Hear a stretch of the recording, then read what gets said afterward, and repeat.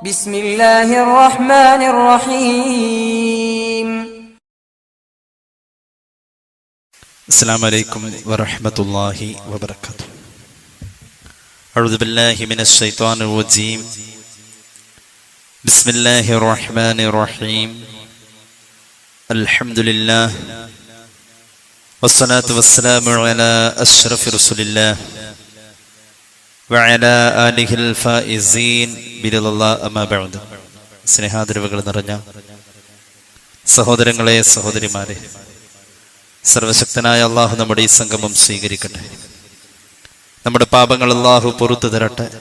രോഗങ്ങൾ അള്ളാഹു ശിഫയാക്കട്ടെ.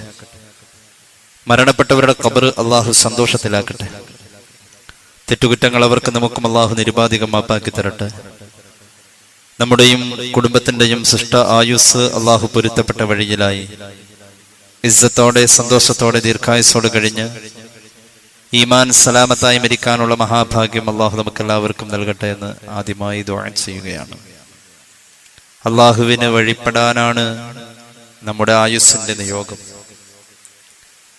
എല്ലാ സമയങ്ങളിലും റബ്ബ് എന്ന ചിന്തയിൽ നമുക്ക് കഴിയുക എന്നത് അസാധ്യമാണ്. എന്നാലും ചെയ്യുന്ന പ്രവർത്തനങ്ങൾ അള്ളാഹു പൊരുത്തപ്പെട്ടതാവുക എന്നുള്ളിടത്തിലേക്ക് നമ്മൾ ഒരു പരിശ്രമം നിർബന്ധമായും നിരന്തരം നടത്തേണ്ടതുണ്ട്. നമ്മൾ ഏത് പ്രവർത്തനം ചെയ്യുമ്പോഴും അതിനെ അമലാക്കാൻ വേണ്ടി ആഗ്രഹിക്കുകയും എനിക്ക് ഇതിന്റെ പേരിൽ കൂലി കിട്ടുമോ എന്ന് ചിന്തിക്കുകയും ചെയ്യണം. അള്ളാഹു അതിനുള്ളൊരു ബോധവും ഒരു ഉൾവിചാരവും നമുക്കെല്ലാവർക്കും നൽകട്ടെ എന്ന് ഒരിക്കൽ കൂടി ദുആ ചെയ്യാണ്. ഒന്ന് ചിരിച്ചാൽ, ഒന്ന് അനങ്ങിയാൽ, ഒന്ന് കരഞ്ഞാൽ, ഒന്ന് മിണ്ടിയാൽ, എന്തെങ്കിലും ഒരു പ്രവർത്തനങ്ങൾ ചെയ്തു കൊടുത്താൽ, ഒരു സഹായം ചെയ്താൽ ഒക്കെ ഇതിനൊക്കെ എനിക്ക് അള്ളാഹു കൂലി തരണം എന്ന ഒരു ചിന്തയിലേക്ക് നമ്മുടെ മനോമുഖരത്തിൽ ആ ഒരു വിചാരം നിരന്തരം ഉണ്ടാവാൻ നമ്മൾ ഓരോരുത്തരും ശ്രമിക്കണം. ചെയ്യുന്നത് മുഴുവനും അമലാവണം. നിലവിൽ അമല് എന്ന് പറഞ്ഞ് നമുക്ക് ക്രോഡീകരിച്ചു തന്ന പലതുമുണ്ട്. അമല ആക്കാൻ വേണ്ടി നമുക്ക് ജായിസായ പലതും ഉണ്ട്. അത് അമലാക്കാം. നമുക്ക് ഉറക്കം അമലാക്കാം, പാചകം അമലാക്കാം, വിളമ്പിക്കൊടുക്കൽ അമലാക്കാം. ഉറക്കത്തിന്റെ അതബുകൾ പാലിച്ച് ചെയ്താൽ ഉറക്കം അമലാണ്. പാചകം കുടുംബത്തിനുള്ള ഒരു സേവനം എന്ന കരുതലിൽ പാചകത്തിനിറങ്ങിയാൽ അത് അമലാണ്. വിളമ്പിക്കൊടുക്കൽ ബിസ്മിയോടുകൂടെയാണെങ്കിൽ അതിന് സ്വതക്കയുടെ പരിഗണന ആ പുണ്യ നബി സല്ലല്ലാഹു അലൈഹി വസല്ലം. അപ്പൊ അങ്ങനെ പലതിനെയും നമുക്ക് അമലാക്കാം. അതിനപ്പുറം അമല് എന്ന് പറഞ്ഞ് നമുക്ക് ക്രോഡീകരിച്ചു തന്ന പലതുമുണ്ട്. നിസ്കാരം, നോമ്പ്, സക്കാത്ത്, സദഖ, അങ്ങനെയൊക്കെ പലതുണ്ട്. നിലവിൽ അമല് അല്ലാത്തതിനെ അമല് ആക്കാനും പറ്റും, അമലായിട്ടുള്ളതിനെ ഒന്ന് നന്നാക്കാനും പറ്റും.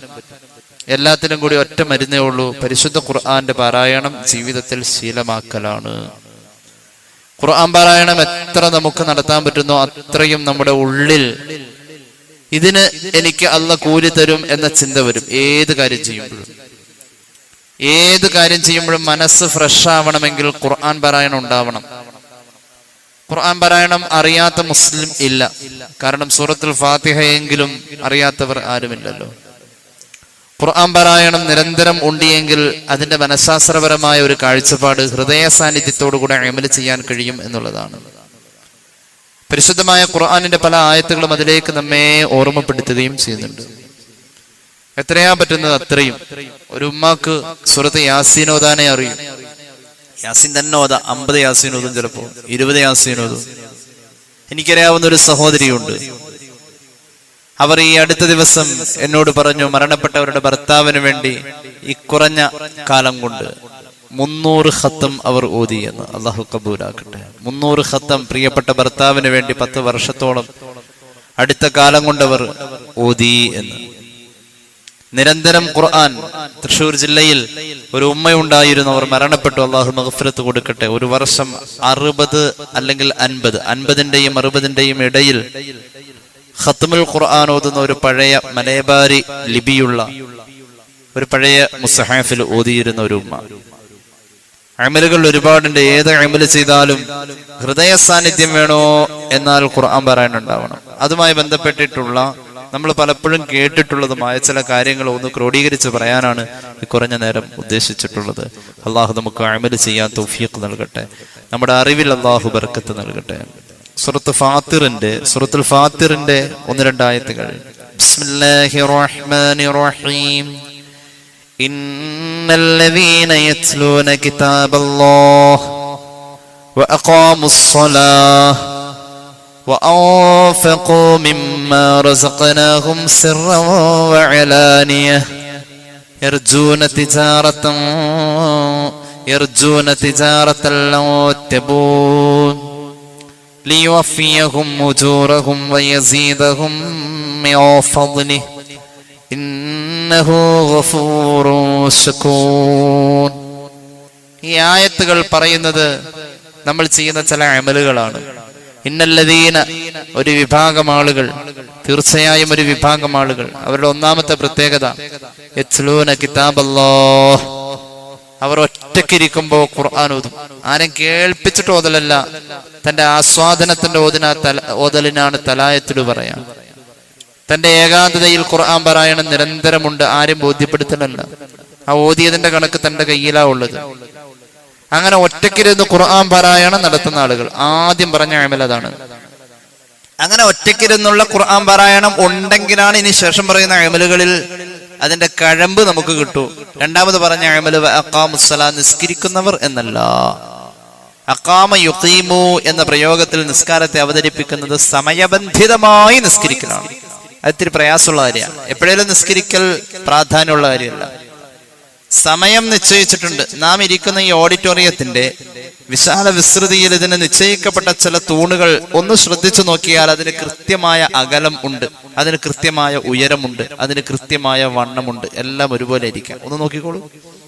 നാം ഇരിക്കുന്ന കസേരയുടെ കാല്, അതിന്റെ ആ ചെയറിന്റെ കാല് 4 സ്ഥലത്ത് കൃത്യമായ അതിന്റെ അളവിലും കൃത്യമായ അതിന്റെ വ്യവസ്ഥയിലും സ്ഥാപിച്ചാലല്ലാതെ അത് നിലനിൽക്കില്ല.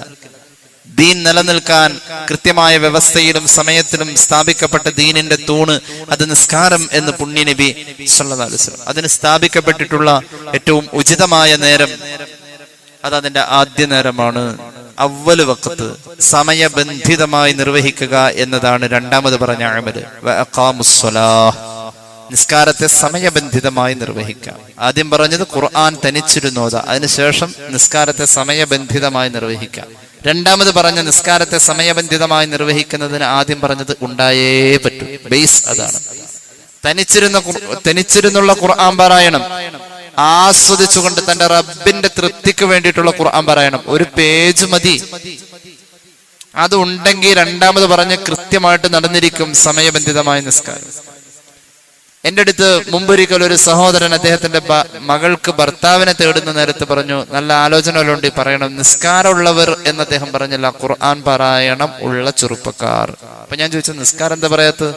അപ്പൊ മുമ്പര് പറഞ്ഞത്, നിസ്കാരം എല്ലാവർക്കും ഉണ്ടല്ലോ, ഖുർആൻ പാരായണം എന്നത് ആലിമീങ്ങളിൽ പോലും ഉണ്ടോന്നാ ഞാൻ സംശയിക്കുന്നത് എന്നാ പറഞ്ഞത്. അപ്പൊ ഖുർആൻ പാരായണം ഉണ്ടെങ്കിൽ നിസ്കാരം ഓട്ടോമാറ്റിക്കലി ആയിട്ട് വരും. മൂന്നാമത് പറഞ്ഞു,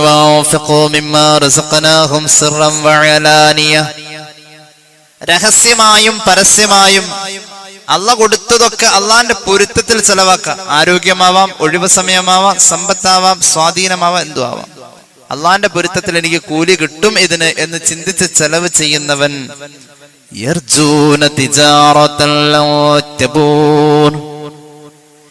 ഈ ഖുർആൻ പാരായണം കൊണ്ട് തുടങ്ങിയിട്ട് ശേഷം പറഞ്ഞ എല്ലാ അമലും പരാജയപ്പെടാത്ത ഒരു വലിയ കച്ചവടം ചെയ്യുന്ന പോലെ ലാഭം വരിപ്പിക്കാൻ അവന് കഴിയും എന്ന് ഖുർആൻ. പരാജയമില്ലാത്ത നിരന്തരം ലാഭം കൊയ്തെടുക്കാൻ കഴിയുന്ന ഒരു കച്ചവടം എന്ന് പറഞ്ഞിട്ടുള്ള അമലുകൾ, അതിന്റെ ആദ്യത്തെ അടിത്തറ ഒറ്റക്കിരുന്നുള്ള ഖുർആൻ പാരായണം. ലിയുവഫിയഹും ഉജൂറഹും വയസീദഹും മിൻ ഫദ്ലിഹി ഇന്നഹു ഗഫൂറുൻ ശകൂർ. പരിപൂർണ്ണ കൂലി കിട്ടാൻ അമലുകളുടെ ക്രോഡീകരണത്തിൽ നിർബന്ധമായിട്ടും വേണം. മഹാന്മാരായ സുഫിയാക്കൾ പറയാറുണ്ട്, ഒരു ദിവസം മുസഹഫിനെ പട്ടിണി ഇടല്ലേ എന്ന്. മുസഹഫിനെ പട്ടിണി ഇടാൻ പാടില്ല. നിസ്കരിക്കുന്നവർ എന്നതിൽ പ്രാധാന്യമല്ല. സമയബന്ധിതമായി നമുക്ക് നിസ്കരിക്കാൻ പറ്റണില്ലെങ്കിൽ, നമുക്ക് വിശപ്പ് വന്ന ഒരു രക്ഷയില്ലെങ്കിൽ നമ്മൾ ആ സമയത്തിന് ആഹാരം കഴിച്ചിരിക്കും. താങ്ങൂല. നമുക്ക് ദാഹം വന്നാൽ നമുക്ക് നിർവാഹം ഉണ്ടെങ്കിൽ നമ്മൾ ആ സമയത്തിന് വെള്ളം കുടിച്ചിരിക്കും. നോമ്പൊന്നും അല്ലാത്ത നേരത്ത് നിസ്കരിക്കാതിരിക്കാൻ പറ്റണില്ല. വാങ്ങ് കുളിച്ചെനിക്ക് ഞാൻ ഒരു അടി മുന്നോട്ട് നീങ്ങാൻ പറ്റില്ല, നിസ്കരിച്ചേ പറ്റും. ആ രീതിയിൽ നമ്മുടെ മനസ്സ് നമ്മെ പിരിമുറുക്കത്തിലേക്ക് കൊണ്ടുവരും. നിസ്കരിക്കാതിരിക്കാൻ കഴിയില്ല. അതിലേക്കൊരു ആസ്വാദനവും ആഗ്രഹവും ഉണ്ടാക്കും. ഖുർആൻ പാരായണം കുറച്ചുണ്ടായാൽ മതി. ഇപ്പൊ നിലവിൽ എന്നെ കേൾക്കുന്നവർ വാക്യ ഓതുന്നവരാ. ഒരു വാക്യ ഓതാനാണ് ഒരു ദിവസം, അല്ല ഒരെണ്ണെങ്കിലും ഓതണം. നിരന്തരം ഖുർആൻ ഓദിക്കോ, നമ്മൾ നന്നാവും. അള്ളാഹു നന്നാക്കി തരട്ടെ. കേട്ടോളൂ, സമയബന്ധിതമായി നിസ്കരിക്ക എന്നത്, സമയബന്ധിതമായി നിസ്കരിക്ക എന്നത്, ഉറങ്ങി എഴുന്നേറ്റ് വന്നിട്ട് നിസ്കരിക്ക എന്നത്, തഹജ്ജുദ് സുബ്ഹി ഒക്കെ പ്രയാസ. ഒരു മനുഷ്യനെ പരിചയപ്പെടുത്താം, കുറച്ചുറങ്ങാൻ ആ മനുഷ്യനോട് പറഞ്ഞിട്ടുള്ളൂ. ഉറങ്ങാതെ എഴുന്നേറ്റ് വന്നുകൊണ്ട് നിസ്കരിക്കാൻ ആ മനുഷ്യനോട് ഖുർആന്റെ പ്രഖ്യാപനം. ആ മനുഷ്യനാണ് നബിയുനാ റസൂലുള്ളാഹി. എങ്ങനെയാ പറഞ്ഞത്? അല്ലാഹുവിന്റെ ഹബീബിനോട് എങ്ങനെയാ പറഞ്ഞത്? ബിസ്മില്ലാഹിർ റഹ്മാനിർ റഹീം.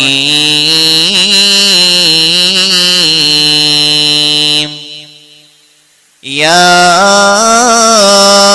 അയ്യുഹൽ മുസമ്മിൽ ഖുമിൽ ലൈല ഇല്ലാ ഖലീല നിസ്ഫഹു അവ യൻഖുസ് മിൻഹു ഖലീല ഔ സിദ് അലൈഹി വറത്തിലിൽ ഖുർആന തർതീല ഇന്നാ സനുൽഖി അലൈക ഖൗലൻ സഖീല. ഒരുപാട് രഹസ്യങ്ങൾ ഇതിന്റെ ആദ്യ ഭാഗത്തെ ആയത്തുകളിൽ ഇങ്ങനെയുണ്ട്. ഈ സൂറത്തിന്റെ പ്രത്യേകതകൾ അറിയോ? എന്ന് ഇടയ്ക്കൊന്ന് പറയാം.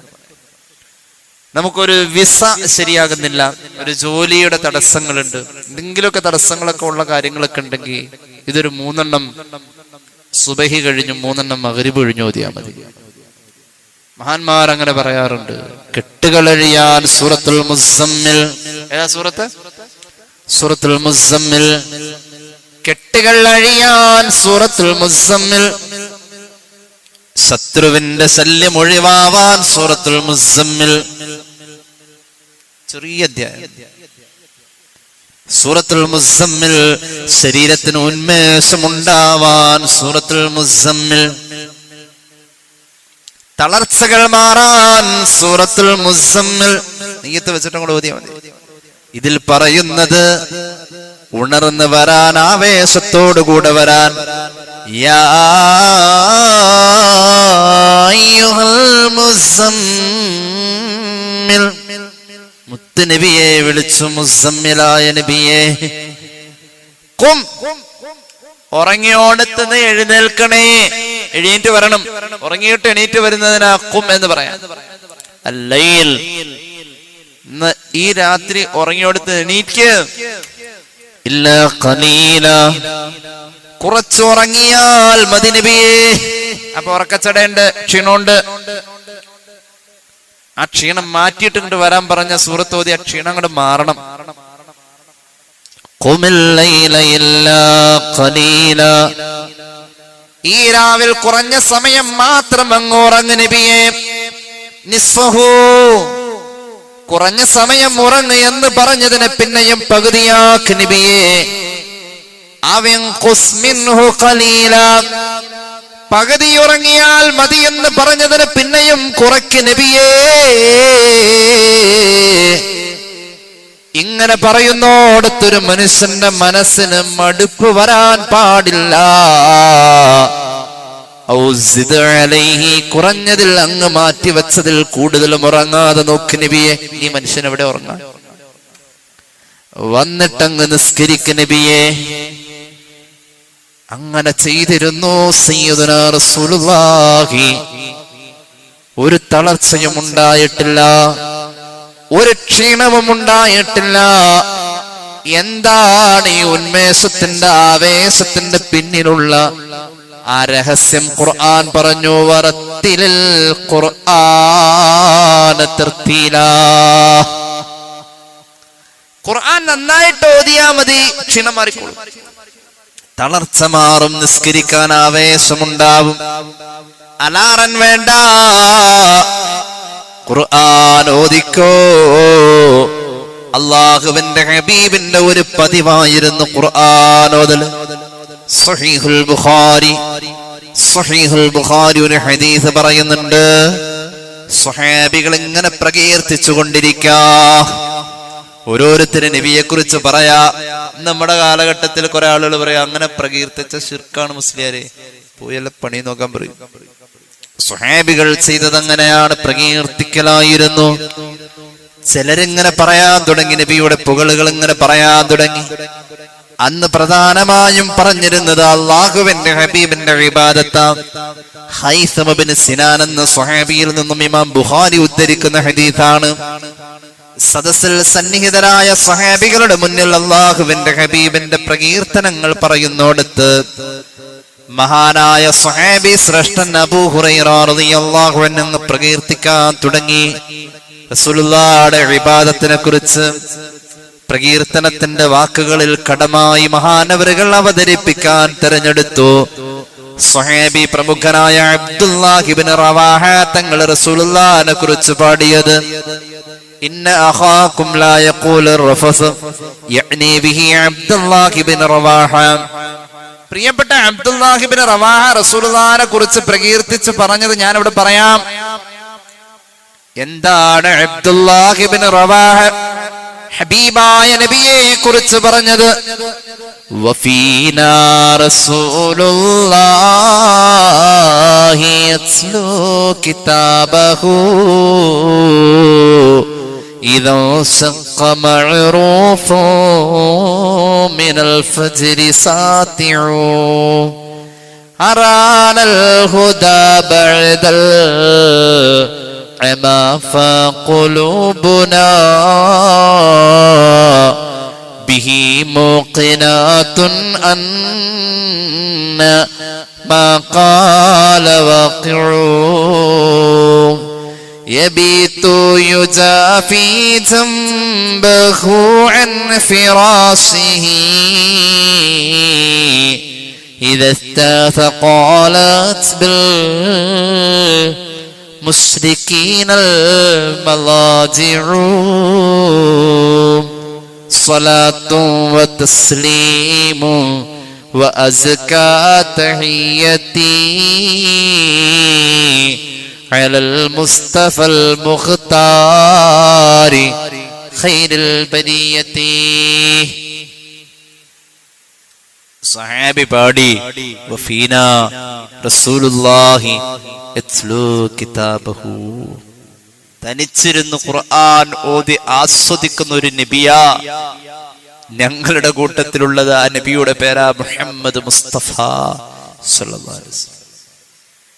അബൂ ഹസൻ അലി അൻ-നദ്വി സാഹിബ് അദ്ദേഹത്തിന്റെ ലോക പ്രശസ്ത കിതാബായ റിജാലുൽ ഫിക്രി വദ്ദഅവതി ഫിൽ ഇസ്ലാം എന്ന് പറയുന്ന ഗ്രന്ഥത്തിൽ രേഖപ്പെടുത്തുന്നത് കാണാം. ളുഹർ നിസ്കാരം കഴിഞ്ഞാൽ മഹാനായ ശൈഖ് മുഹീദ്ദീൻ അബ്ദുൽ ഖാദിർ അൽ ജീലാനി ഖദ്ദസല്ലാഹു സിറഹുൽ അസീസ് ഖുർആൻ പാരായണം നടത്തും. ആസ്വദിച്ച് അത് കേൾക്കാൻ ആയിരങ്ങളാണ്. ഖുർആൻ പാരായണം കേട്ടാൽ മതി. അല്ലാഹുവിന്റെ ഹബീബിന്റെ പ്രത്യേകത എന്താ? ഉസസിന്റെ ഉദയനേരം എന്ന് പറഞ്ഞാൽ തഹജ്ജുദിന്റെ നേരത്ത് എഴുന്നേറ്റ് വന്നുകൊണ്ട് പരിശുദ്ധമായ ഖുർആൻ പാരായണം ചെയ്യുന്ന നബിയാണ് മുഹമ്മദ് മുസ്തഫ. യബീതു യുജാഫി ജംബഹു അൻ ഫിറാശിഹി ഇദ തഖാലത് ബിൽ മുശ്രിക്കീനൽ മലാജിഉ. ഖുറൈശി തറവാട്ടിലെ തമ്പുരാക്കന്മാരുടെ ശരീരത്തിന്റെ ഭാരം കൊണ്ടും വലിപ്പം കൊണ്ടും അവർ കിടന്നുറങ്ങുന്ന കട്ടിലുകൾ വീർപ്പ് മുട്ടുമ്പോൾ ആയിഷ ബീവിയുടെ കിടപ്പറയിൽ നിന്നും ഹഫ്സ ബീവിയുടെ കിടപ്പറയിൽ നിന്നും എഴുന്നേറ്റ് വന്നുകൊണ്ട് ശരീരത്തിൽ ഒട്ടിപ്പിടിച്ചിരിക്കുന്ന പുതപ്പ് തട്ടി മാറ്റിയിട്ട് വന്ന് നിസ്കരിക്കുന്ന ഖുർആൻ ഓതുന്ന മുഹമ്മദ് മുസ്തഫ അന്നേരം എണീറ്റ് വരാൻ ഒരലാറിനും വേണ്ട. ആ പകല് കുറെ ഖുർആൻ ഓതിയ ആളാണെങ്കിൽ അന്നേരം എണീറ്റ് വരുമ്പോ ഉറക്കച്ചടയില്ല. ഖുർആൻ പാരായണം മനോമുഖരത്തിന്, തലച്ചോറിന് കൊടുക്കുന്നൊരു ഉത്തേജനമുണ്ട്. അതൊരു വല്ലാത്ത ഉണർവാണ്. അള്ളാഹു തരട്ടെ. അതുകൊണ്ട് ഏതൊരു കാര്യം ചെയ്യുമ്പോഴും അള്ളാന്നുള്ളൊരു ചിന്ത ഉണ്ടാവാൻ ഖുർആൻ പാരായണം കൂടിയാൽ മതി. വർത്താനം പറയുമ്പോ ഞാൻ ഈ പറയണത് എനിക്ക് അള്ളാഹ് കൂലി തരോ ഇല്ല, ഇതിന്റെ പേരിൽ അള്ളാഹ് എന്നെ പിടിച്ചു നിർത്തോ ഇല്ല. നിസ്കാരം നമ്മുടെ കൂടെ ഉണ്ടാവാൻ, നിസ്കാരം നമ്മുടെ കൂടെ ഒരു സഹായമായിട്ടുണ്ടാവണം, എപ്പോഴും ഉണ്ടാവണം. അതിന്റെ നിസ്കാരത്തിന്റെ പവറാ. നമ്മൾ നിസ്കരിക്കണ്ട്. ഞാൻ എത്ര ഉസ്താദ് നിസ്കരിക്കാ, ളുഹാ, തഹജ്ജുദ് ഒക്കെ നിസ്കരിക്കണ്ട്. എന്നിട്ടും എന്റെ വീട്ടിലെ പശു ചത്തുപോയല്ലോ ഉസ്താദേ എന്നാ പറയാ, അല്ലെ? ആട് വെള്ളം കുടിക്കണല്ലോ ഉസ്താദ്, ഞാൻ എന്തിനാ അങ്ങനെ നിസ്കരിക്കണേ? അതിനൊക്കെ നിസ്കാരത്തിന്റെ പുറത്തേക്ക് കയറും. അത് ആവണില്ല. അതുകൊണ്ടാണ്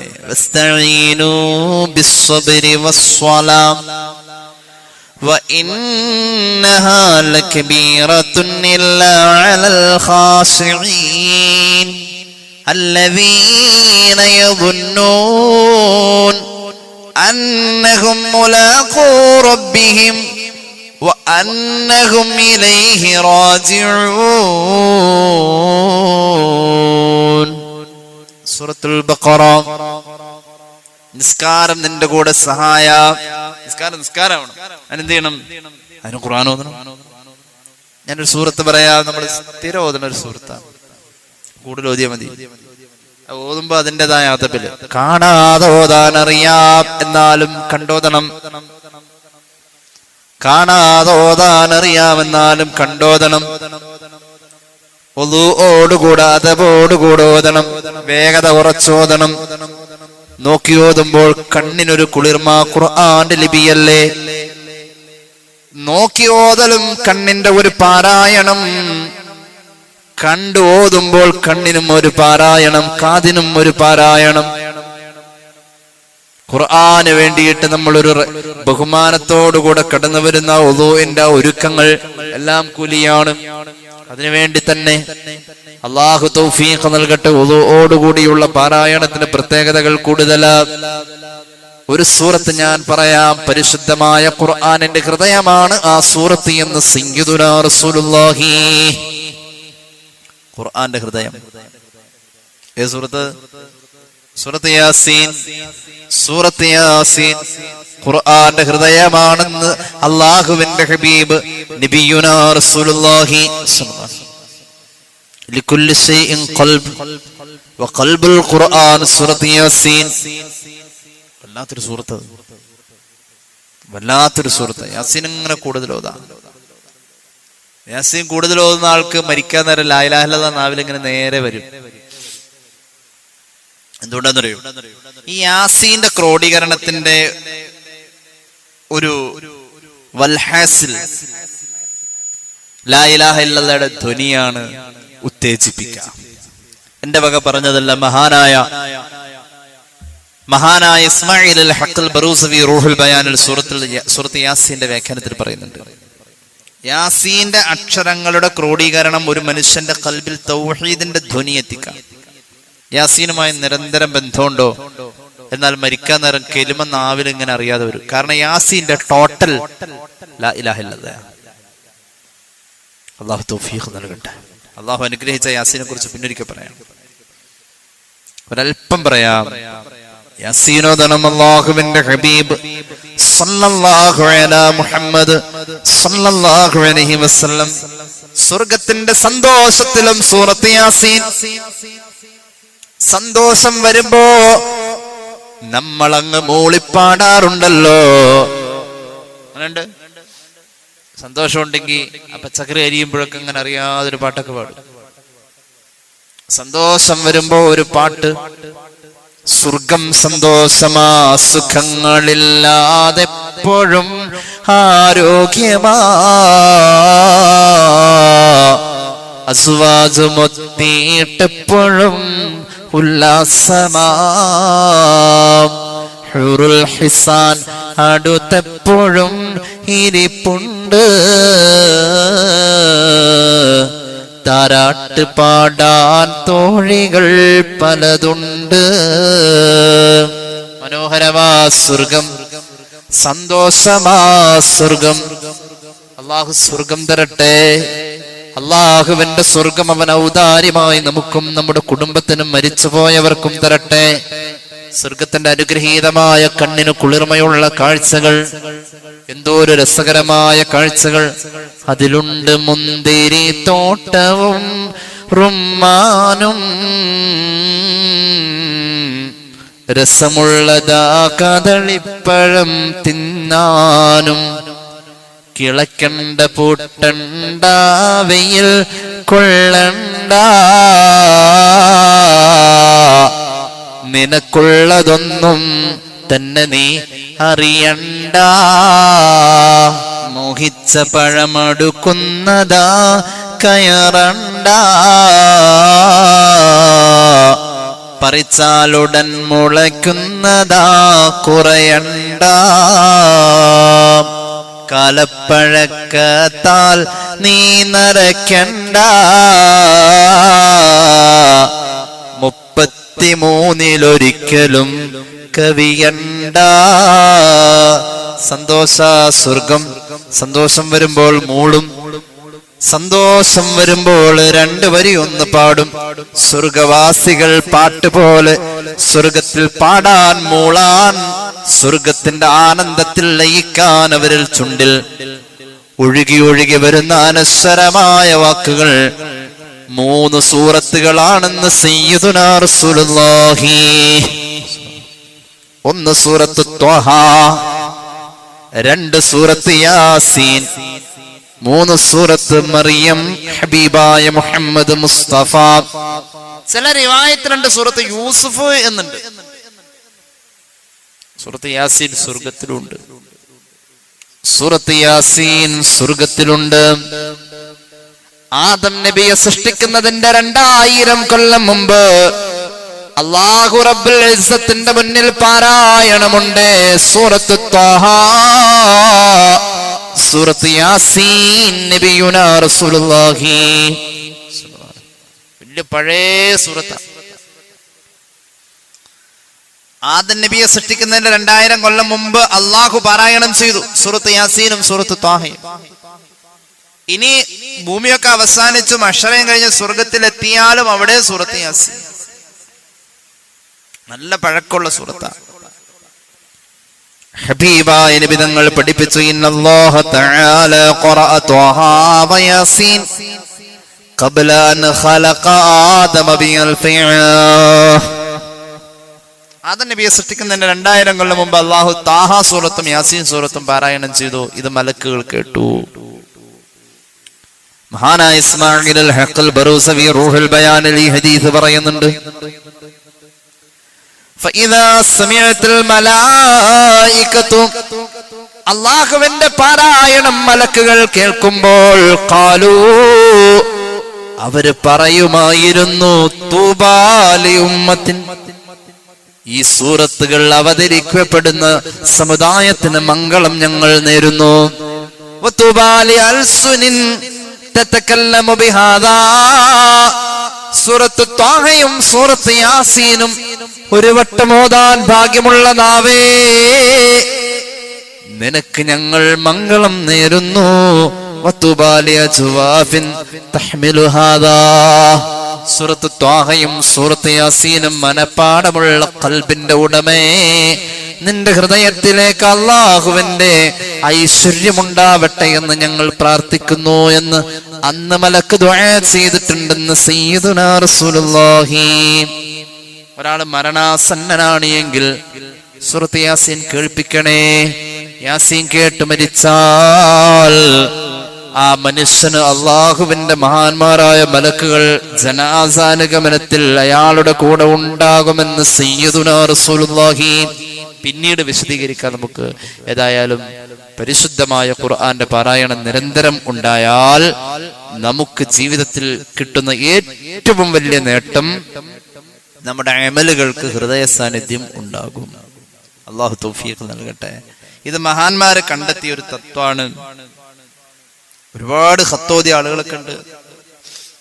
മഹാനായ ഇമാം ബൈഹഖി അവിടുത്തെ ശുഅബിൽ ഒരു മഹാനെ പറയുന്നുണ്ട്, മഹാനായ ഇബ്നു സദാൻ റളിയല്ലാഹു അൻഹു ഒരു ദിവസം 4 ഖത്തം ഓതുമായിരുന്നു. അള്ളാഹു സമയത്തിന് ബർക്കത്ത് കൊടുത്താ അത് ഉണ്ടാവും. ഒരു ദിവസം 4 ഖത്തം. എന്റെ വകയല്ല, ഇമാം ബൈഹഖി ഉദ്ധരിക്കുന്നുണ്ട്. 4 ഖത്തം ഒരു ദിവസം ഓതുമെങ്കിൽ ആ മഹാൻ 30 ദിവസത്തിൽ 3 12 120 ഖത്തം ഓതുമായിരുന്നു. ഒരു പ്രാവശ്യം അങ്ങനെ ചെയ്തു എന്നല്ല പറഞ്ഞു, നിരന്തരം എങ്ങനെയാണ്. മഹാനായ ഇമാം ശാഫിഈ കേട്ടോളൂ, മഹാനായ ഇമാം നവവി ശറഹുൽ മുഹദ്ദബിന്റെ തുടക്കത്തിൽ അതിന്റെ മുഖദ്ദിമയിൽ പറയുന്നുണ്ട്, ഇമാം ശാഫിഈ റളിയല്ലാഹു അൻഹു യഖ്തിമു ഫീ കുല്ലി ശഹ്രിൻ 60 ഖത്മാ.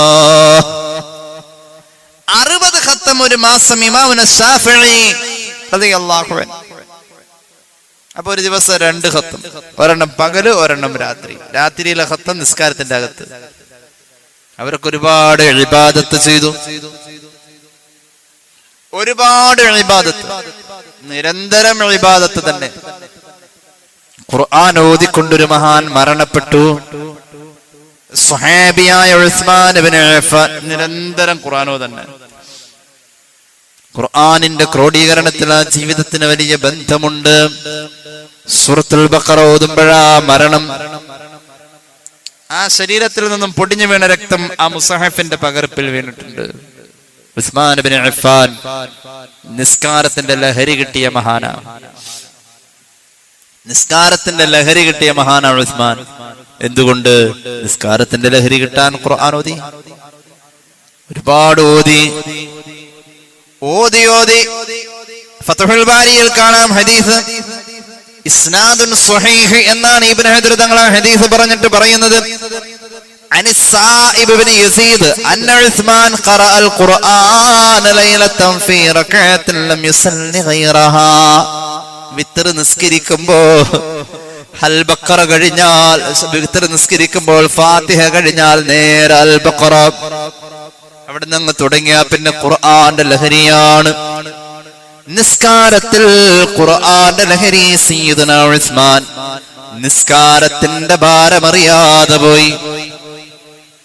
സൂറത്തുൽ അൻആം ഓതിക്കൊണ്ടിരിക്കുമ്പോൾ മരണപ്പെട്ട ആളാണ് നഫീസത്തുൽ മിസ്രിയ റളിയല്ലാഹു അൻഹ. ഖുർആൻ ഇങ്ങനെ ഓതി ഓതി നഫീസത്തുൽ മിസ്രിയ ഏറെ കറാമത്തും കാട്ടിയേ ബീവി നെയ്ലെന്ന നദിയെ ഒഴുക്കിയേ ഏറ്റവും ഫളൽ ശറഫൂട്ടിയേ ഖുർആൻ ഓതുമ്പോൾ നോമ്പോടെ മൗത്തായേ. വല്ലാത്ത ഒരു ജീവിതമായിരുന്നു. ഖുർആൻ ഓതിക്കൊണ്ടിരിക്കെ, സൂറത്തുൽ അൻആം ഓതിക്കൊണ്ടിരിക്കെ നോമ്പോടുകൂടെ മരണപ്പെട്ടു.